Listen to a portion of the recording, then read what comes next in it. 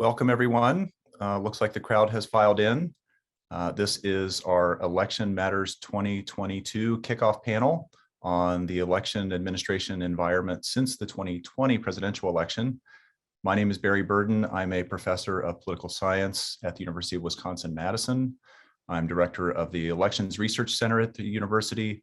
The Elections Research Center is one of the co-hosts of this event with the State Democracy Research Initiative, which is at the UW-Madison Law School.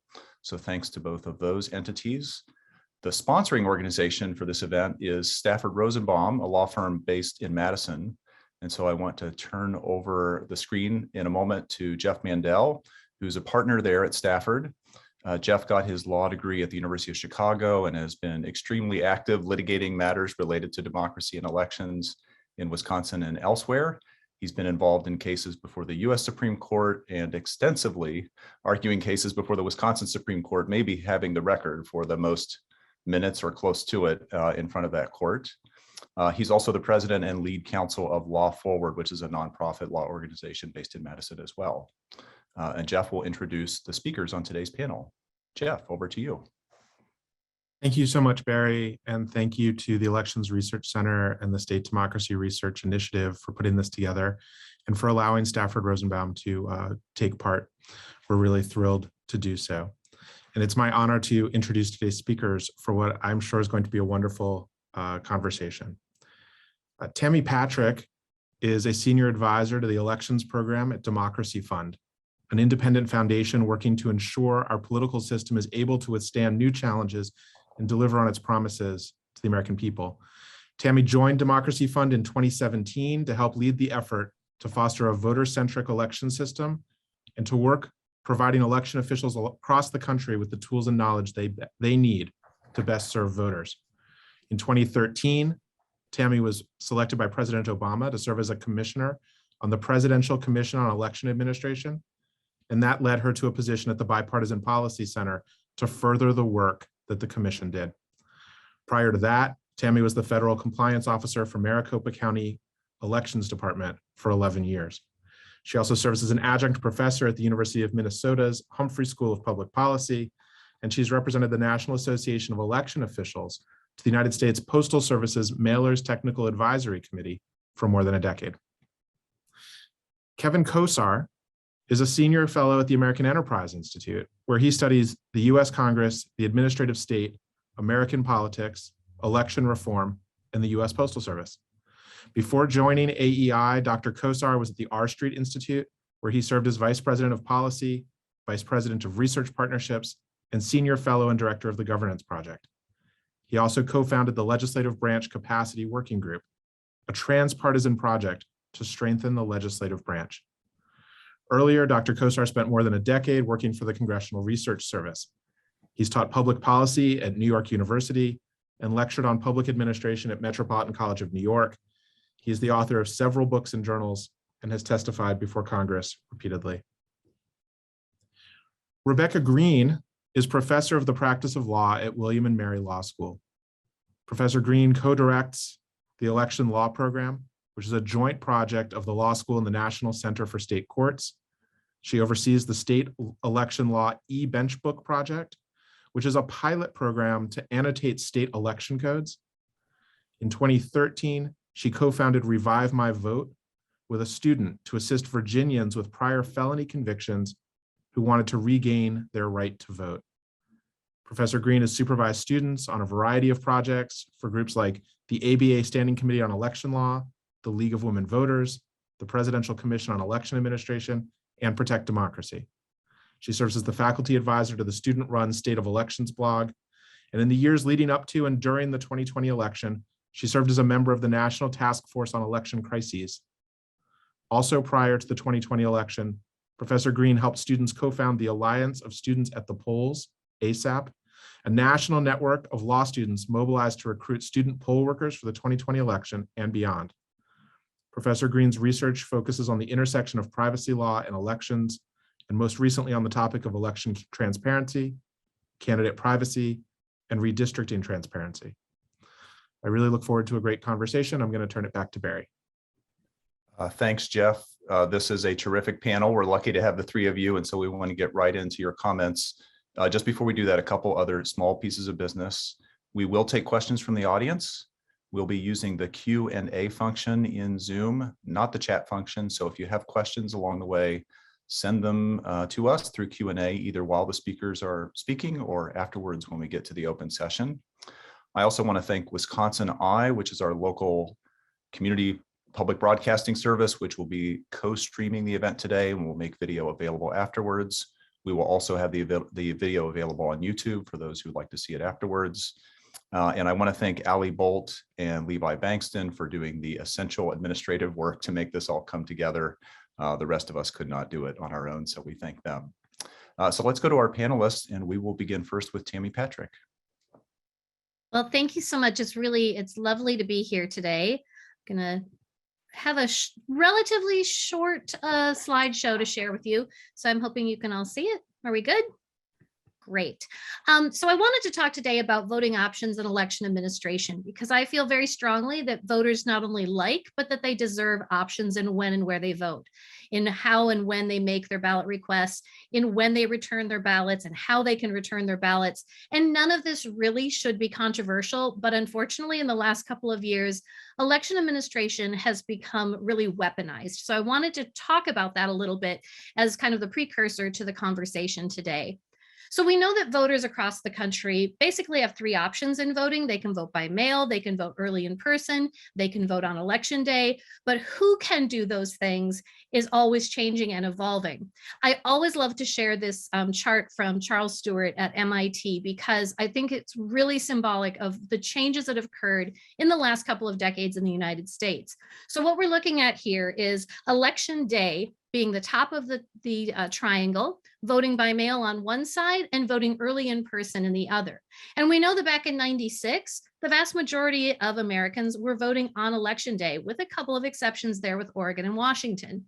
But as time has evolved and elapsed, and you'll see this little snow globe icon in the top, because what happens in 2000, 2004 is that as voters are given options in when and where they vote, they fall away from that election day voting. So here's 2008, 2012, 2016.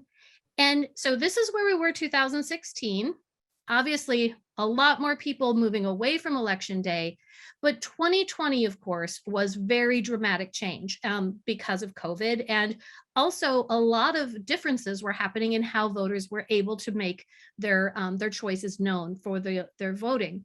Now, I often talk about the evolutionary path of voting by mail, because we know that most states started out with an excuse being required, and then sometimes that number grows to such a large number that it goes to no excuse voting, and then you have a larger and larger number of voters who like that, and it becomes too onerous to maintain those applications for every election. And then we have a permanent list that gets created, and then you get 60 or 70% of your voters are on a permanent list. So some elections go to all mail, like local elections, municipal elections. And then quite often it turns out, particularly out west, that you have 80 or 90% of your voters are already voting by mail, some places even higher. So it goes to vote by mail for all elections. Now, what's important to remember that I think was surprising to some people in 2020 was that tens of millions of Americans have had their ballots handed to them by a postal carrier, not a poll worker, for decades in this country. It was nothing new, but it was new in the volumes in which we saw it used around the country. So election officials have been told by the United States Postal Service for at least the last 5 or 6 years that we should expect a 2 to 5 day delivery for first class mail and 3 to 10 day delivery for what's called standard mail or marketing mail.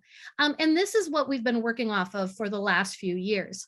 But what's important is that the Postal Service has recommended, probably since about 2012, 2014, that voters get their ballots back in the mail a week before the due date. Yet, we have almost 20 different states that allow a voter to request a ballot after that deadline for when the Postal Service says you should be mailing it back. So really, we're setting up voters to fail rather than setting them up to succeed. And that's where we need to think about what are those return options in the instances where voters are getting their ballots so late. Because for thousands and thousands of election offices around the country, this is a very manual process, and a manual process takes time. So do we want eligible voters to be successful and engage appropriately, or don't we? Do we allow ballots being sent out with return postage? Do postmarks and other USPS indicia, do they allow for the voters' vote to count to show that it was cast in time?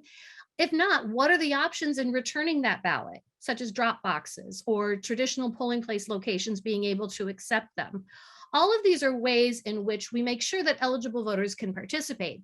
Another thing that has come up quite prominently in the last few years has been ballot curing, signature curing.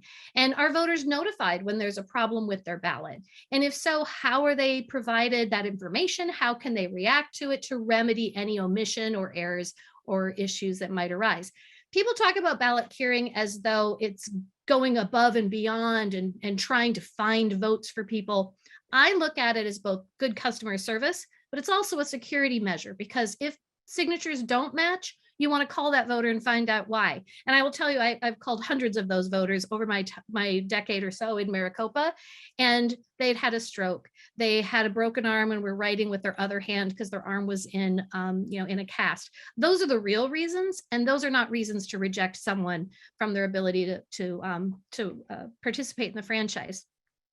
I like to include this last minute shot, because I think we need to realize that if we're going to set up rules and parameters around when voters can participate, if they mail their ballot in time, if they drop it in a drop box in time, it should be counted. And sometimes we have to do that evaluation after the buzzer sounds. And so that's just something to think about when we think about all the processing that takes place after Election Day. Because since 2020, it has been crazy. We've seen thousands of bills being introduced and hundreds of bills being enacted across the country. So 2020 was a time when, there was a lot of temporary legislative action. There were executive orders that came out, administrative decrees, and then also just additional education of existing options that voters had around ballot applications and return options. And so since that time, some of those have become permanent. Some states have rolled back those temporary measures to their status quo in the before times, before COVID. Yet others are using this narrative around stolen elections and rampant voter fraud to really take things back on all of these issues that we brought up. But the truth of the matter is that 2020 was, as Chris Krebs said, the most secure. But I would say it's additionally the most observed, most transparent, most audited election, and the most litigated, hundreds of court cases, with the highest number of voters voting, all in the midst of a global pandemic. So we should really be celebrating what's happening. But instead, we're seeing this undermining of the legitimacy of that election, and it's caused all of these legislative changes. We've seen these extra legal election reviews that still are gaining traction in some places. We had the January 6th attempt to stop the electoral college count, and we have a really serious targeting of our state and local election officials. And some of the legislation is, quite frankly, it's kind of mean-spirited. We have prohibition of use of private funds in elections. And that's really what got us through 2020, was that influx of federal dollars and the influx of philanthropic funding. And in some cases, there's actually penalizing and criminalizing some aspects of election administration. So we want our elections fast, cheap, and accurate, but that's the old adage, but really we only get to pick two. So if we want them fast and cheap, they will not be accurate. If we want them cheap and accurate, it is not going to be fast, because this is the reality of how elections are done in many, many places in our country, and it takes time and it takes money.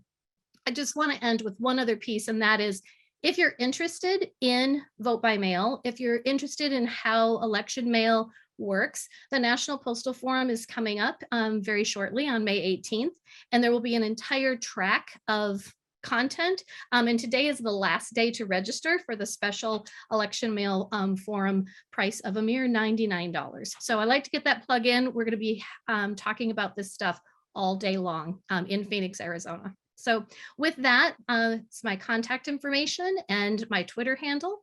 And with that, I will turn it back to you, Barry. Thank you, Tammy. We'll just keep moving on. Again, Q&A is open whenever you'd like to submit questions as an audience member. Up next is Kevin Kosar. Well, thank you. Thank you for having me here. I'm delighted that this conversation is being had. It's just so important. We don't have a democracy without elections, elections that everyone believes in, elections where people accept the fact that they lost. Now, I'd like to give an update on Congress and American Elections Administration. And my top line is that it's a very mixed bag. And I think to many of us, it's been disappointing so far. Obviously, the very large elections reform bill that Democrats got through the House back in January foundered in the Senate.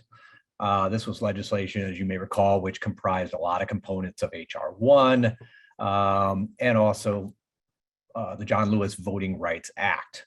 But again, it went down in flames in the Senate, and there's no sign that the two parties are going to come together and look at this legislation and try to work their way through it. Meanwhile, the Senate's been working on legislation to update the Electoral Count Act, and this is kind of related to the first component, and let me explain why. As you probably recall, the Electoral Count Act is the late 19th century statute that governs how Congress receives and tabulates states' electoral slates. Well, the inadequacies of this act, it's got a lot of vague portions, a lot of passive language. I mean, just some drafting stuff that just doesn't make a lot of sense, directly contributed to January 6th, the invasion of the Capitol, and the whole kind of propagation of the big lie and election denialism. And it opened the door to the possibility that states' electoral slates for president could be thrown out or could be sent back for a legislature to decide contrary to what the voters actually chose. Alarming stuff. But in the course of the Senate grinding forward on the ECA, folks in the Senate have said, well, why don't we include components in the reform bill that are from the John Lewis Voting Rights Act or from H.R. 1? Or why don't we do something with this legislation that addresses the harassment of local elections administrators? It's not clear if the bill is going to make it through. Unfortunately, this is an election year, which means Congress contracts its calendar because members want to be back home and running. And unfortunately, as we all know, the elections reform issue is intensely polarized, particularly so within Congress. The two parties are very much talking past each other and have a lot of distrust. But I don't want to give you only doom and gloom. I want to report some happy news. In the past couple of years, Congress has shored up a critical piece of elections infrastructure, the Postal Service. Voting by mail has become increasingly popular over a period of decades. The more people get to do it, doesn't matter what party they're in, the more they like it. It's fantastically convenient. It allows people to sit at their tables and deliberate and to think and to read through elections materials. It allows people to vote asynchronously instead of feeling like, oh, I have to choose between getting my kid to school in time and getting to the polls, or how am I going to get to work and get to the polls? People love to vote by mail, no matter who they are or where they are. Now, voting by mail has been imperiled in part due to the possibility that the Postal Service could go bankrupt. It has been running deficits for many years. Paper mail volume dropped 40% in the last 15 years, and paper mail generates the vast majority of the Postal Service's revenues historically.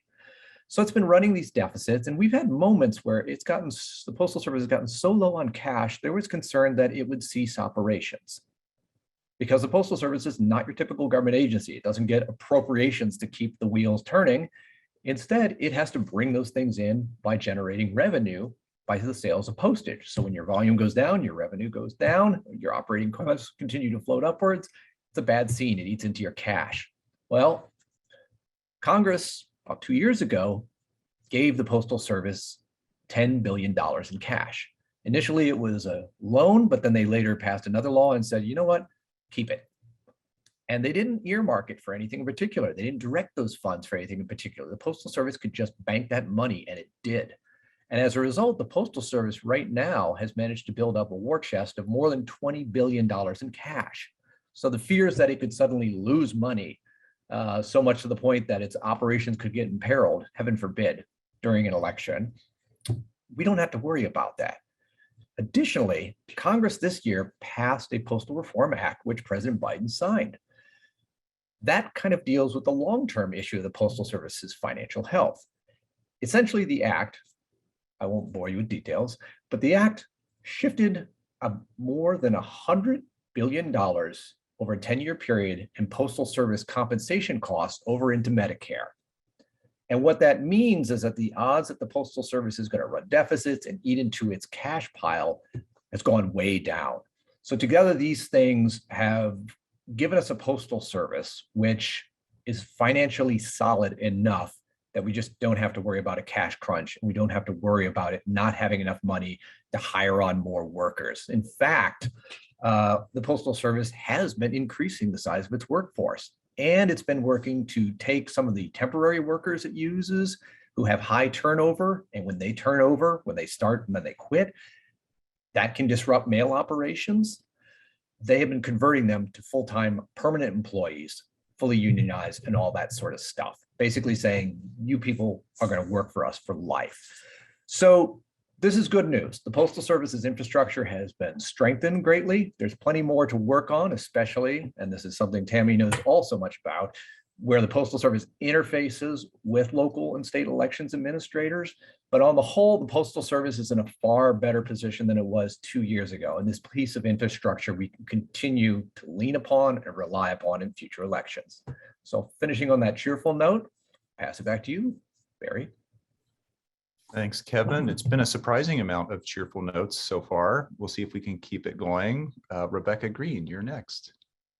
Thanks. I don't know that I can deliver on cheerful necessarily, but I'll try to be cheery as I deliver my thoughts.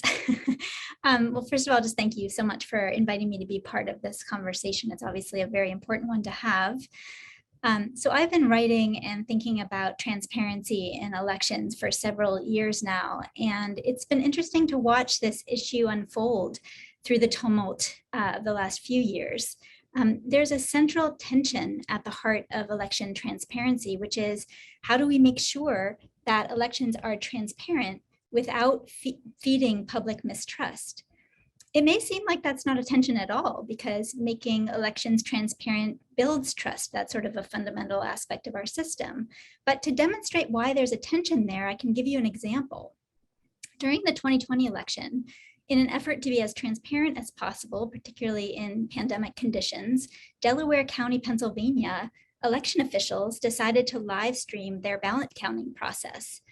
And during that process, election officials undertook a very mundane and ordinary task that's called ballot duplication.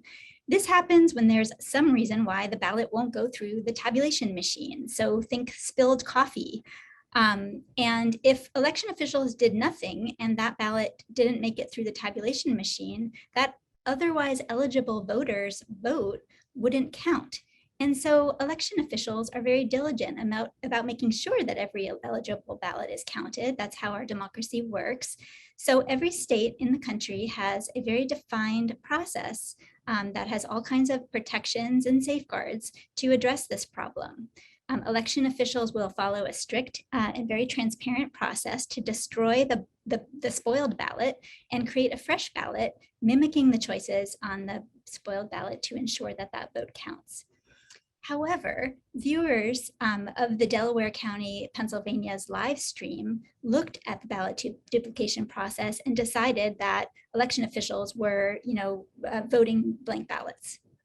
And so this is sort of the reason why transparency and trust in elections is so tricky, because people don't always understand what they see.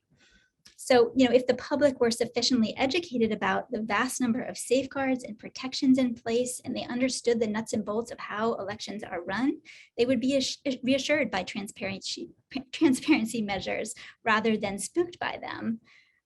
Justice Gableman in Wisconsin acknowledged this problem in a comment that was widely cited for his admission that he didn't understand how elections are run. This is back in October of last year. He said, "No one can call election laws common sense. Once you understand them, it may be common sense, but it's not intuitive. And so many people, myself included, do not have a comprehensive understanding or even any understanding of how elections work." This is actually a very accurate statement. It's an acknowledgement that elections are complex. And it's not a bad thing that elections are complex. Elections are complex because they have so many safeguards built in to make sure that they are accurate and that only eligible votes are counted. Complexity is only a problem when it comes to making sure that transparency serves the function of reassuring the public that elections are fair and accurate. The fact is that we've relied on basic transparency measures in elections for decades, but there are 3 reasons why they're really failing us today. First, transparency statutes don't match how modern elections are run. I love that slide presentation that Tammy just gave, where you saw with the pyramid of how different states are starting to make more options for voting available. Well, the transparency statutes imagine voting on election day in polling places. And so when how people vote dramatically changes, it's no longer, the statutes are no longer serving their function. So I'll give you another example. Pennsylvania, again, had an interesting example of this in 2020. So the Trump campaign wanted to send some observers from their campaign to satellite voting sites. But the statute in Pennsylvania only contemplated observing at polling places on election day. And so the law didn't sort of correspond with how people were voting for the first time in these satellite locations in Pennsylvania. And so the court forbade the Trump campaign from sending observers to satellite locations. And to me, that's a problem. The law needs to enable observation of election processes where they happen, including before, during, and after elections. Another issue is that increasingly, and of course, especially in the 2020 pandemic election, observation simply wasn't satisfying because it wasn't, because so many people were voting absentee, right? When a significant number of people are voting through the mail, how can the public meaningfully observe that process? And I don't think our laws have kind of caught up to that reality in terms of ensuring public trust in election outcomes. The second problem that I see are transparency misfires. I gave you an example of this with live streaming ballot duplication, but the basic issue here is that a process may be perfectly transparent, but if observers don't understand what they're seeing, it can generate distrust, which is a real problem. And then a third problem I'll call your attention to is a lack of uniformity in transparency rules. Different states have wildly different approaches to who can watch which part of the process, and the rules are pretty complex. In Wisconsin, observer rules are quite robust and straightforward. Any member of the public can go and watch, and actually the statutes cover the full range of election processes before, during, and after elections. But let's imagine that someone from Wisconsin moves to Michigan and expects what she's used to, that she can go and watch election processes unfold. So she marches over to the TCF Center in Detroit to watch, and she's told that she's not allowed to observe. This creates a huge amount of public mistrust. What are they hiding? Why won't they let me go see? When I go to watch polls and elections, it's no problem. So the problem isn't that something is fishy, going on. The problem is that expectations about transparency aren't aligned. So in terms of a fix or reforms that might help, I've made a few recommendations in some scholarship. The first, I think states should go through their election processes and calibrate their transparency standards to match the processes. As I mentioned, I think Wisconsin's actually done quite a good job on this front. Its transparency rules enable public observation at every stage of the process. You'd be surprised by how many states don't. Second, I think that states should think through their transparency mechanisms very carefully. The trick is to make sure that if you allow someone to watch, that they're trained to understand what they're seeing. This is difficult in Wisconsin because Wisconsin allows any member of the public to watch, so training can be difficult. In other states, for example, only credentialed party observers can watch. In those states, it's a little easier for states to ensure that they know who to train and sort of have advance warning of who will be coming to watch.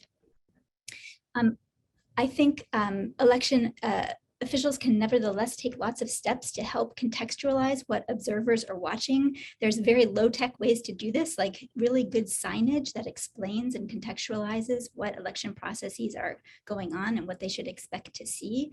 A problem that's developed is that election officials are finding more eyes on them, meaning that they have to take the time to explain what they're doing, which distracts from their ability to administer elections. So I think there's sort of a bottleneck there that has to be addressed, and states sort of have to think about how to educate voters about the election process. When we think of voter education, we often think of helping voters figure out where their polling places are or how to get an absentee ballot. But I think voter education really needs to shift, or at least add focus. Election officials and good government groups need to turn their attention to educating voters about the nuts and bolts of how elections are run, and particularly about the many safeguards that are in place to ensure that only eligible voters cast ballots. And finally, I've advocated for federal legislation to try and address the uniformity problem. So the idea here would be to set some expectations about the minimum access that observers have the right to. This is tricky, of course, since different states run their elections in such different ways. But transparency rules have to be calibrated with some kind of a minimum standard in mind. I think, for example, the Congress could come forward with rules requiring training in public education about how elections are run, or even what observers can and can't do. They could write rules ensuring meaningful access for observers, which of course was a big problem in 2020 given the COVID conditions. And I also think that Congress should prohibit observers from using recording equipment for the same reason that we bar recording in federal courts. Overall, I think transparency in elections has been wildly overlooked as reformers work to try and rebuild trust in our election process. Ultimately, I think it really comes down to education. And as someone I admire once described, election observation is often like watching paint dry. Anyone who's observed an election will tell you it's not exactly riveting. But transparency is there for a reason, and people who design elections are eager for the public to see just how careful the process is. I think making sure that our election observer rules serve that function is a really good way to get there. So I think I'll stop there. Thank you, Rebecca. We've got now a really great foundation of information to launch our Q&A. And we are getting some questions in the Q&A feature, so continue to feed those in if you're watching and have things you'd like to ask. First question's for Tammy, and if others want to weigh in as well, and it's about signatures.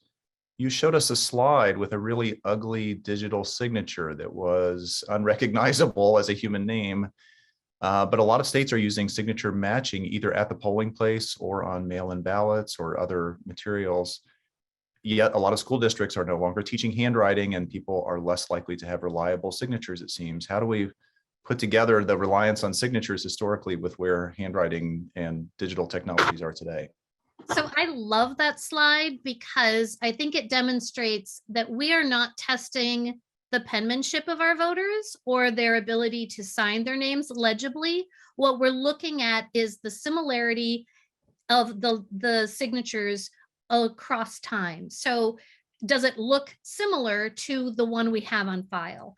Is the totality of information that we have from the voter, which includes things like slant and slope and line orientation. When we did our forensic training the first time that we did it in Maricopa County, the first time I took it, rather, it was really interesting to know that some people are floaters. They always sign their name way above the line. Other voters, they bifurcate their signature with the line. People have these tendencies, and that's really what you're looking at. You're not looking at whether or not they're forming their T's like they used to be across the top of the blackboard in elementary school, or any of their letters. So it doesn't really matter so much that we don't teach penmanship in the same way. What does matter for the voter is consistency. So as long as they're consistent in whatever mark they make, they can go by the symbol formerly known as Prince or whatever it is. It just has to be consistent. And I think that when you have the options to have signature curing or omission curing, that's really the most important facet of it. It is also important because We do know that there are certain demographics and populations and communities in our country where there is a differentiation in how you use your surnames, right? So you use matrilineal surnames in some situations and maybe patrilineal surnames in other situations. And again, consistency is what really matters here, is for people to select how they want to sign, what they're going to sign, and then are consistent with that over time. We also know that signatures degrade. They also mature. So your signature doesn't really mature until about age 25 or 26. That's when people tend to stop putting the little heart over their eyes. And we know that it starts to degrade as we get older. That's when you start getting the shaky signatures and that sort of thing. So I don't have as much of a concern around signature verification as long as the process is done in a tiered way with quality controls, and it's never just a single person who's making that final determination, that if one person is rejected, then it goes to another bipartisan team, what have you, to review and analyze. So I don't have the same kind of concerns around penmanship. I feel like if we were to rely only on certain numbers, that's when you get into, I think, even more problematic situations, because then voters have to remember, what number did I use? And where did I write down that number, what have you. And Tammy, what about the use of ink signatures in some states where they're required? Other places are collecting these digital pad signatures, which we saw the example of. Those often will not match. We've all done this, been at the DMV or in line at the drugstore and scribble on that pad. Hopefully voters are taking it more seriously when it's an official document, but after 3 hours at a DMV, they may not be. Any recommendations or sense of what issues arise there? Again, it's just consistency. So if you are signing your name, be consistent with it. If you always sign your nickname, then always sign your nickname. If you always sign your full formal name, then always sign your full formal name. It's just picking what you want to be as your official nomenclature in your record, and then sticking to it. And I think that that's one of the most critical aspects. You're right, there is a challenge between the quality of digital signature capture, but that technology has improved dramatically just in the last 5 to 10 years. So as long as voters are consistent, they shouldn't have any problems. But if there is a technical glitch, if there is an issue, we don't want an eligible voter's vote to be thrown out or rejected just because of that technical aspect, or just because they used their nickname instead of their formal name. And that's where it's important that election officials have the ability to look at that totality of other information. Do they make their sevens in a strange way when they write out the date? All sorts of other pieces of information that you can use to, in fact, authenticate the voter. All right, we're getting lots of great questions in the Q&A. We're going to change focus here a little bit to something I think all three of you can probably weigh in on. Tammy had showed a slide where the number of laws being enacted or bills being introduced had gone up in 2020, 2021. We know the number of lawsuits, the amount of litigation also increased massively during that COVID year. Now we have more sort of extra legal, extra governmental audits, investigations, people claiming expertise and getting into the mix. Is this now just a fact of life in American elections? It's not COVID specific. We're going to have lots of other people weighing in on what the reality is and evaluating elections.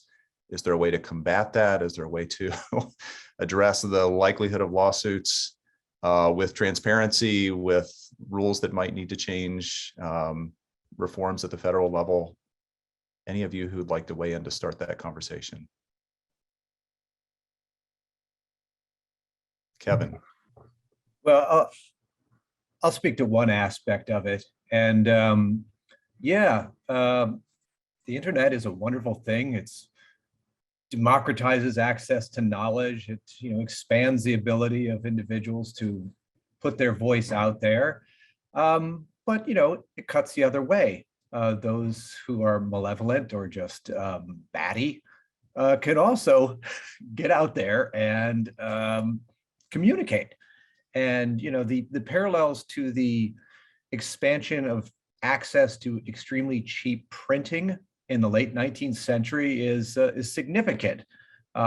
you had a lot of crank conspiracy stuff being published and circulated in this country in the late 19th century. All sorts of wild stuff was being peddled because it got cheaper for people to access a printing press and to get that sort of stuff out there. And we're seeing the same thing thanks to the internet. And, as was pointed out earlier, it's an irony of, increased transparency that it can give malevolent or just peculiar actors out there more material to fabricate conspiracies with, whether they're taking video of votes being counted and just distorting them, or whether they're looking at the process and just flat out misunderstanding it and imagining that that box over in the corner has hidden ballots or something like that going on. This is the new normal, unfortunately. And, I think one of the long-term challenges is, how do we bolster confidence? Because skepticism and election result denialism and conspiracy theories are just going to keep flooding in, whether from domestic or foreign sources. I guess, just building on Kevin's thoughts, and I totally agree with what he said. I think, one response to distrust in elections is, well, just show them how it works, and then they'll understand, and then they'll have this aha moment, the light bulb will go off, and then they'll return to worrying about whatever else they were worrying about before they got worried about elections. But I think the problem that we're seeing is that more transparency doesn't always lead to voters becoming confident in election outcomes, unfortunately. And so one response is to think about structuring the transparency. So for example, moving to a system where you have credentialed observers who are trained, and then they go in to watch, and you have them from both parties, and you structure the transparency process so that you can achieve the result of having that translate to public confidence. But it's counterintuitive, because that would mean that there would be sort of less access to observe or to watch to others who for example, weren't credentialed. So that's one way forward when it comes to election transparency.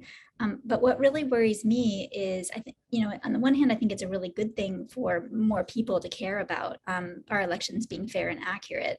And, I think most election officials would tell you, yes, please come and watch what we're doing. Please come and see that we're not up to anything tricky here. But the problem is, with so many eyes in the process and with so little understanding about what's going on, it's translating to just a huge amount of pressure on election officials, not even including the harassment and death threats that they're receiving, just the FOIA requests and the constant need to kind of explain themselves is turning into making that job, virtually impossible to do.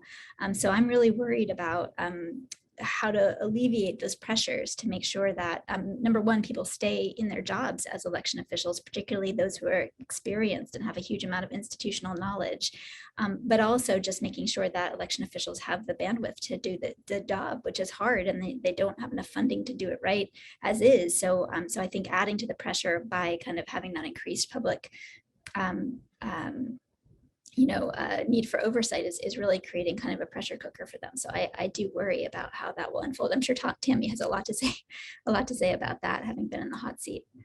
Yeah, I agree with all of those comments. And I think that there are a couple of things that we need to return to, and some of those are democratic norms around conceding. So can you imagine if Vice President Gore or Secretary Clinton had not conceded and had gone on for 2 years saying that they, in fact, the election had been stolen, and so there's that section of returning to those types of democratic norms. And as someone who has really fought for and advocated for and conducted post-election audits for a really long time, I think it's important to recognize that you need to have established protocols and principles well in advance of the effort, and everything should be audited. You should have reconciliation audits to make sure that your numbers, like an accounting audit, to make sure your numbers all balance. You should do some sort of an audit, whether it's a hand count audit or a risk limiting audit, to make sure that the machines and the tabulators were all functioning properly. There should be logic and accuracy tests being done on every piece of equipment for every election. That is not the case in every state. Some do a variety of those things, but we need to know what those protocols are going to be before we decide we don't like the outcome of what an election was, we don't like who won or who lost, and then we're going to contest the policies and the procedures and the rules that we've all agreed on. We're going to be the way in which the game was played. And I think that's part of the challenge here, is that we also have to recognize that we are talking about this a lot, and we're have to realize that for the majority of individuals who do not believe in the legitimacy of the 2020 election, in spite of all the facts, in spite of all the truth, in spite of all the evidence demonstrating it was, there is this need to want to prove the negative. And there is an acknowledgement that we need to take, and that is that for some individuals, the only thing that would give them confidence in the results of the 2020 election is if there had been a different winner. So if you're talking about overturning a legitimate election in the United States of America to satisfy a portion of the electorate that didn't like who won, that's not a healthy democracy. And we just have to be honest. I think we've all talked to people in our families, perhaps friends, where that's the only thing that will give them confidence in an election. And that's not how democracies work. Elections have winners and they have losers, and the losers should be gracious and live on to fight another day. I didn't hear any of you say that the litigation, amateur investigations and audits, controversies, suspicions are going to abate after 2020 or 2022. I hear some strategies to try to combat them, to prevent them, but also some real challenges there. Rebecca's comments also talked about the personnel who run elections and the work they have to do to simply keep up with the questions they get asked about their work. And we got a question in the Q&A related to that too. You've all seen the media stories about some election officials facing harassment or threats, or just the difficulty of running elections in this environment. And some of them are leaving office voluntarily or prematurely. I think the reports of that are mixed depending on the state. It's not everywhere all the time, but I think there was a concern that good experienced people are leaving office as a result of the environment, and that people that will replace them may be more partisan, less public-minded, less expert, and in some cases really doubtful even of the office they're pursuing. That is a new kind of problem that didn't exist in 2020 in the way that it could in 2022 or 2024. So do you have thoughts on how we shore up the independence and maturity and professionalism of election offices and get good people into those slots and keep them? So I'll start off on that one. It is an issue, and it is of great concern. At Democracy Fund, we've partnered for the last few years with Reed College and Professor Gronke and his fabulous team there. And we know from those surveys that 74% of our election officials, chief election officials in jurisdictions at the local level across the country, are over the age of 50, and a quarter of them are over the age of 65. 35% of them are eligible to retire before the next election, before the next presidential election. And we know that of those positions, 57% of them are elected into office, and most of those, or the majority of those, are actually partisan elections. So in the past, we've seen turnover after the Help America Vote Act and the election of 2000. We saw some turnover in the election administration field because it went from really a targeted clerical role to something that was far more technological. And we needed to be, I think Matt Masterson used to joke and say, okay, you're not just an election official anymore, now you're an IT specialist. And then it became a cybersecurity specialist. And now they're also, public health experts. So we expect a lot of our election officials. And we have definitely heard from some states where it's anywhere from a third to a half of their local election officials are leaving office in states like Pennsylvania, like Georgia. So then the question is, who is going to step into those vacancies? Will it be staff that'll be promoted?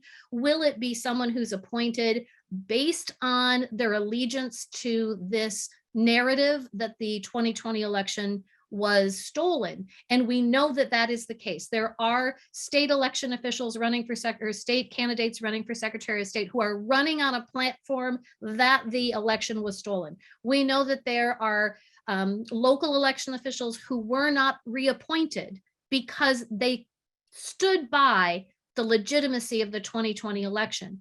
So what we need to do in this moment is make sure that we're, as voters, all paying attention to who's making these appointments, who are they appointing, when we go into the voting booth or get that ballot at home and are sitting at the kitchen table, that we do our research and look beyond the partisan letter behind someone's name, because it goes beyond that at this point in time. We just need to make sure that we are actually electing pro-democracy election officials that are willing to set aside their partisan hats the minute they get on the job. And that is becoming, you're absolutely right, more and more of a challenge. And that's where the observers that Rebecca has talked about, Professor Green has mentioned, become so important, that we make sure that we do have transparency so that we can hold people accountable and make sure that they are working on behalf of all voters, not just voters in their same political party.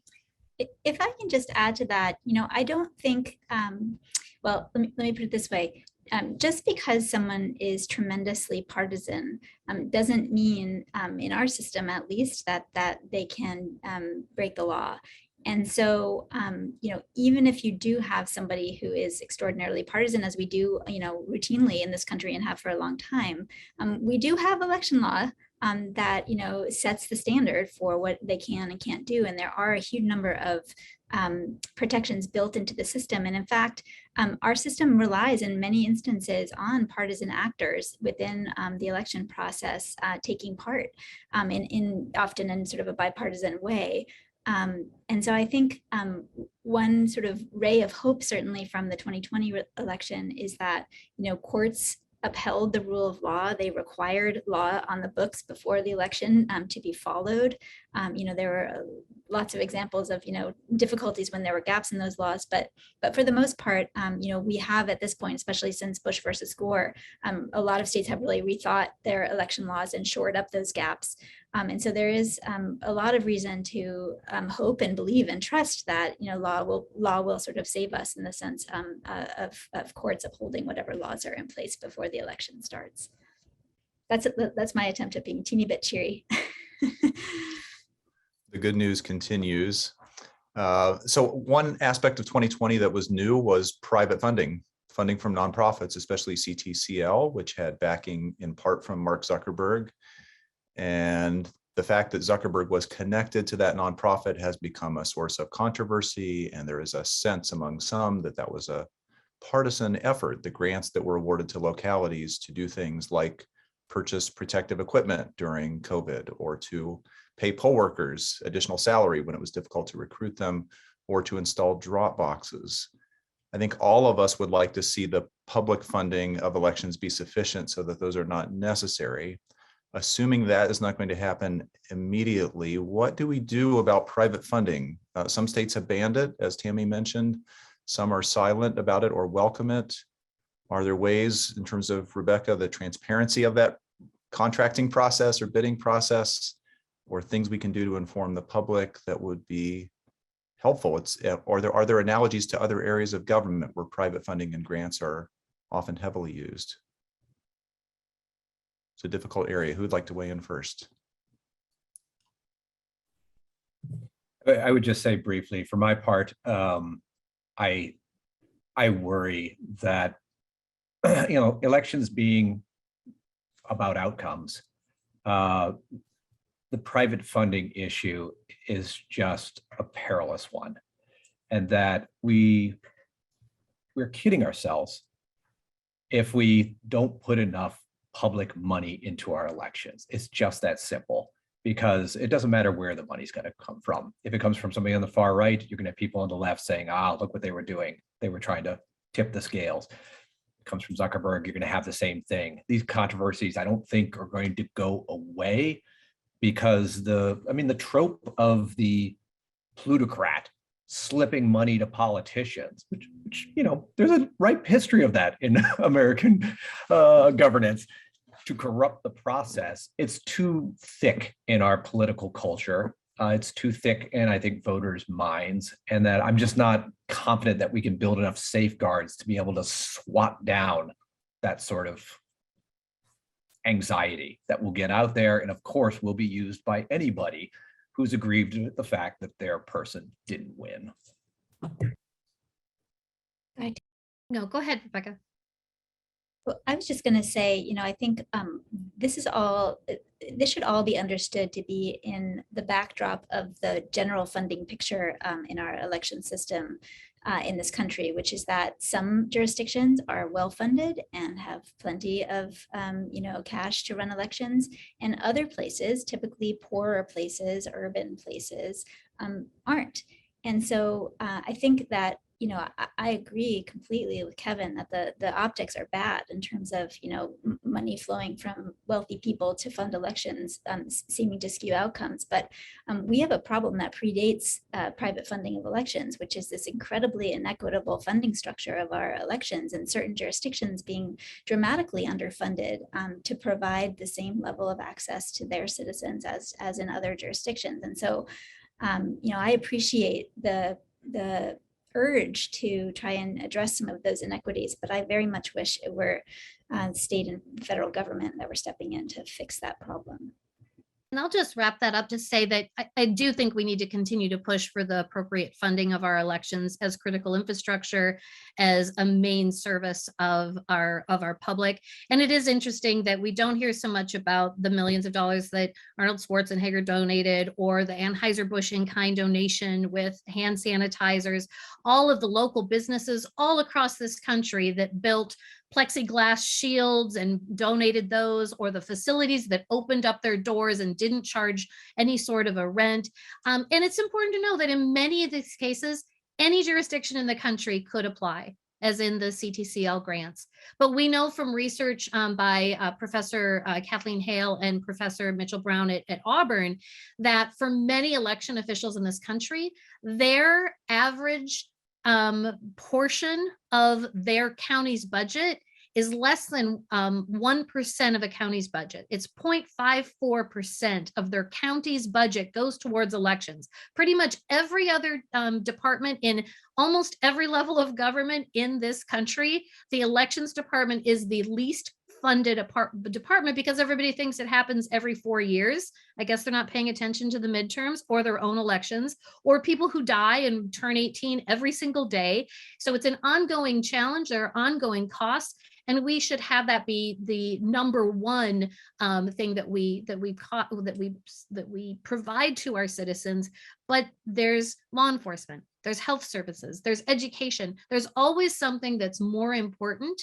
But at the end of the day, if we're not funding our elections, then we shouldn't complain when somebody else has to step in to make sure that we can still move forward with the democratic process.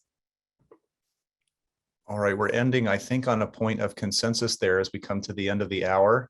This has been a really great conversation. We did not get to all of the questions. We could have done this for another hour quite easily, but this has been a really terrific kickoff for this series that will be running all election season now through October. So we encourage you all to come back and be part of the ongoing dialogue as we get to Election Day 2022.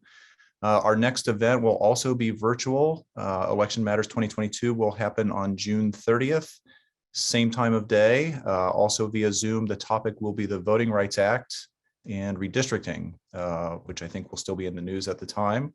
So we encourage you to sign up for that. I want to thank Stafford Rosenbaum for their support of this project. Thanks to both the Elections Research Center, the State Democracy Research Initiative for co-hosting, to Tammy Patrick, Kevin Kosar, Rebecca Green. It's been lovely to have you. We appreciate your time and expertise. Thanks to everyone, and have a great afternoon. Thank you. Thank you.